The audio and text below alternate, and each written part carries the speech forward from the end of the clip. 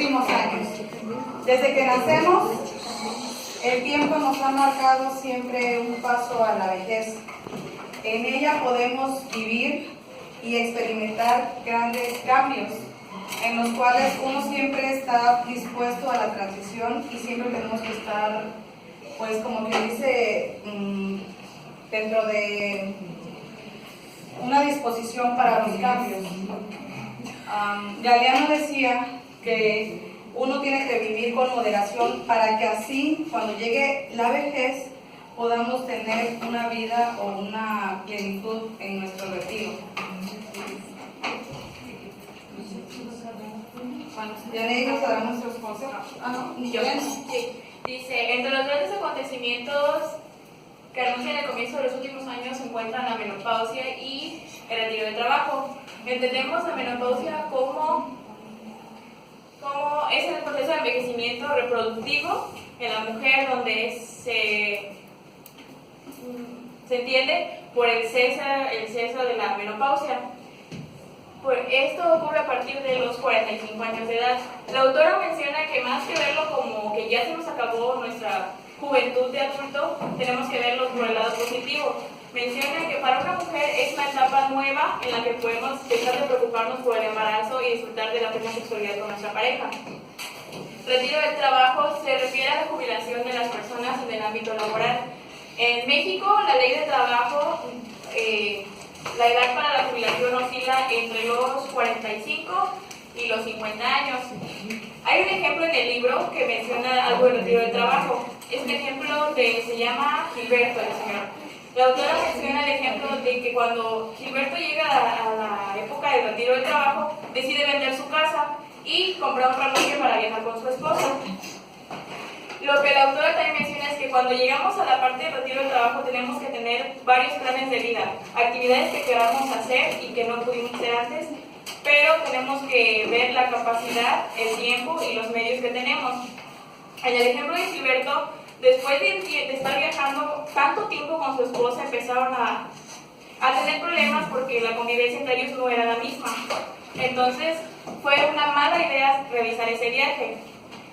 La autora también menciona que antes de tomar una decisión tan drástica en un cambio tan grande como vender una casa y tomar un viaje es hacer actividades que estemos dispuestos a cambiar. Por ejemplo, antes de vender su casa, Gilberto debió pasar tiempo con su esposa para retomar su estilo de vida de pareja, antes de irse a vivir a un remolque y convivir tanto tiempo juntos.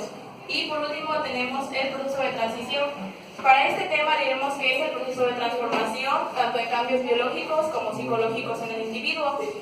No hay una edad estimada para el proceso y la transición dependerá de cómo lo vea cada persona, de la mentalidad positiva que uno tenga para el cambio y para dejar ciertas cosas atrás. Si estamos atados a nuestra etapa todavía de adulto, de adolescente, de cosas que no pudimos hacer, no podremos llevar a cabo ese paso tan grande a la tercera edad. No estaremos a gusto con nosotros mismos llegando a esa edad. Mi compañera Mónica les explica otros 3 temas. Ok. Si recuerdan, mi compañera utilizó la palabra clave proceso de transición. Este proceso de transición es precisamente cuando pasamos de la etapa adulta a la tercera edad, es decir, cuando nosotros experimentamos diferentes cambios en cuanto a una estabilidad, ya sea emocional y económica. Cuando ya nuestros hijos, ya a lo mejor, si es que tenemos hijos, ya nuestra familia ya está formada, ya nosotros tenemos una estabilidad económica. Ahora, la autora en el capítulo nos habla sobre 5 medidas que son bien importantes para realizar de una manera exitosa este proceso de transición. El primero dice que es encarar la realidad. A esto podemos decirle también como aterrizarnos en el aquí y el ahora. Es decir, que nosotros no podemos estar viviendo en el pasado diciendo cuando yo era joven o cuando las cosas eran distintas. El aquí y el ahora significa que nosotros nos ubiquemos en que nuestro cuerpo está presentando cambios, que nuestro ritmo de vida también está cambiando. El segundo punto es vivir el duelo en la pérdida. El duelo de la pérdida, esto quiere decir que lo que fue ya no será. y que por lo tanto nosotros tenemos que ir haciendo un proceso de duelo. El proceso de duelo no nada más es cuando algún ser querido fallece, sino en sí es la pérdida de algo que ya no va a regresar, pero sin embargo aquí entra el punto número 3, que es reconocer lo positivo. Cosas buenas que vienen dentro de la tercera edad, por ejemplo, disponibilidad de tiempo. Volvemos al tema de una estabilidad económica, porque tal como lo comentó mi compañera Brenda, ya en esa etapa es cuando la gente se jubila o llega a un retiro del trabajo y ya ellos están en algunas ocasiones, no digo en todos porque no todos los trabajos así lo manejan, pero sí manejan un fondo de pensiones. Ahora el cuarto punto dice espacios a nuevas posibilidades. Aquí entra lo mismo de disponibilidad de tiempo. Cuando nosotros tenemos tiempo libre y tenemos un recurso que quizás es algo fijo, pero no algo exuberante, nosotros administramos nuestros tiempos para nuevas actividades. Por último, es entrar en acción. Cuando ya nosotros tenemos la visión de que estamos entrando a cierta edad, que ya hay cambios físicos, que hay un cambio de rutina y que todo es diferente, entonces es cuando nosotros tenemos las herramientas de dónde estoy, qué es lo que yo tengo y hacia dónde voy. El autor lo que nos dice aquí es que nosotros no debemos ver la tercera edad como un final, sino como un punto y coma en donde todo puede volver a iniciar. Ahora, para terminar la parte de los conceptos, me gustaría decir que los hallazgos en las investigaciones, tanto clínicas como psicológicas, sobre la tercera edad, nos han arrojado 3 aspectos muy sencillitos que vamos a ver ahorita. El primero es nuestra capacidad para aprender aumenta con la edad. La mente continúa su crecimiento mediante un estímulo, es decir, que la mente no se para. Es decir, que a la tercera edad nosotros no podemos decirle que ya nuestra mente queda obsoleta, todo lo contrario. Ok, no existe una pérdida total del apetito sexual solo por envejecer.